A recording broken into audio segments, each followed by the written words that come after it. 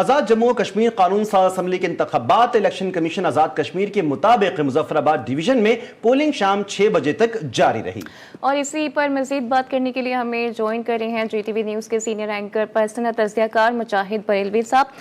سر، حسب معمول مسلم لیگ نون فتح کے جھنڈے گاڑ رہی ہے، آلدو ابھی ریزلٹس آنا باقی ہیں، کیا گراؤنڈ ریالٹیز بھی یہی بتا رہی ہیں؟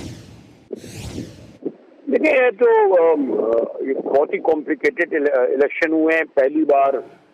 یہ سمجھنا چاہیے، کیونکہ میں نے بتایا نا کہ خود یہاں مظفر آباد رہا ہوں کہ وہ 3 حصوں میں تقسیم کیا گیا۔ اب یہ کیوں کیا گیا اور 3 حصوں میں تقسیم یہ پہلی بار ہوا ہے، اور پہلے میں آپ نے دیکھ لیا کہ 9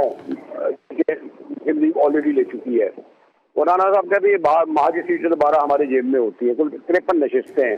تو یہ سمجھ لیں کہ جب 4 نشستیں اگر 13 میں سے چلی گئی تو، اور بلال صاحب نے جو اس پر جو واویلا کیا ہے، اور ابھی کوئی میں نے پہلے بھی شاید اپنے بلیٹن میں بتایا تھا کہ میری بہت ایکسکلوسیو پرائم منسٹر ممتاز راٹھور صاحب سے کوئی 3-3:30 بجے قریب انٹرویو ہوا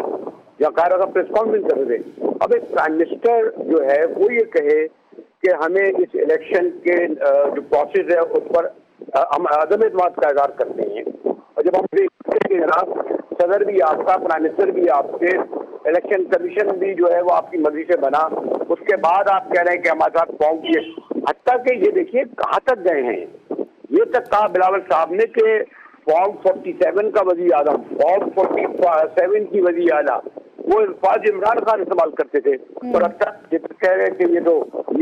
برباد نہیں ہے، آگے میں کہنا نہیں چاہتا، اچھا بھی نہیں لگ رہا۔ تو مطلب یہ کہ پیپلز پارٹی نے پہلے ہی سے تیار ہو گئے تھے کہ اس الیکشن سے وہ باہر ہو چکے ہیں، اور بھی دعویٰ کر رہے تھے، جشن منا رہے تھے۔ لیکن کافی اگر آپ اس کو کہیں تھوڑا پارٹی کا مقابلہ تھا، ہم بات خالی رہے ایک حلقے میں، ہم جہاں مین حلقہ تھا L29 نا آسیا، تو L29 میں وہاں ہم نے دیکھا کہ اب ووٹنگ ہو رہی تھی، لیکن یہ ایک طرفہ طور پر الیکشن تھا۔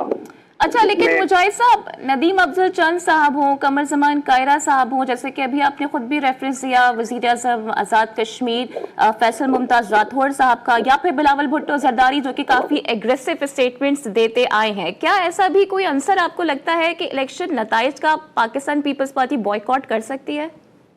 میں نے یہی کہا کہ اگر آپ یہ سمجھ رہے تھے کہ یہ الیکشن آپ کے ساتھ، اگر آپ کے ساتھ دھاندلی ہو چکی تھی، اور آپ کو یاد ہوگا کہ انہوں نے تو ایکسیپٹ ہی نہیں کیا ہے وہ الیکشن جو میرپور خاص کی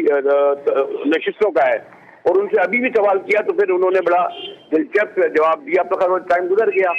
اگر یہ بائیکاٹ کرنا تو الیکشن سے پہلے کرتے یا دوپہر 12 بجے کرتے، تو اس پہ ہمارے قمر صاحب نے کہا جی ہم نے 5 سے سبق سیکھا ہے کہ ہم کسی الیکشن کا بائیکاٹ نہیں کریں گے۔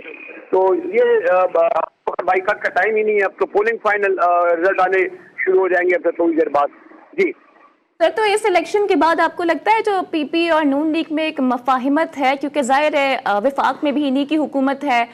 یہ مفاہمت برقرار رہے گی؟ دیکھیے، پراپرٹی ہے کہ دونوں پارٹیوں کے مفادات ایک ہیں، اور دونوں پارٹیوں کو یہ پتا ہے کہ جو انہوں نے اب تک کیا ہے ایک ہائبرڈ ٹرم آئی ہے رجیم، کہ پورا ان پارٹیوں کے پاس عہدے جو ہیں اختیارات نہیں ہیں، حد تک کہ میں زیادہ مل کے آؤں گا کہ اول تو پیپلز پارٹی کو جب 1 سال رہ گیا تھا یہ حکومت لینے کی کیا ضرورت تھی، اس کے بعد گلگت میں جب جیت گئے تو انہوں نے کہا درست ہے۔ تو یہ جو الیکشن اگر 1 سال پہلے جو پرائم منسٹر اکرم گئے تھے تو انہوں نے پیپلز پارٹی گورنمنٹ لی، ان کی گورنمنٹ ہے یہاں پر موجود۔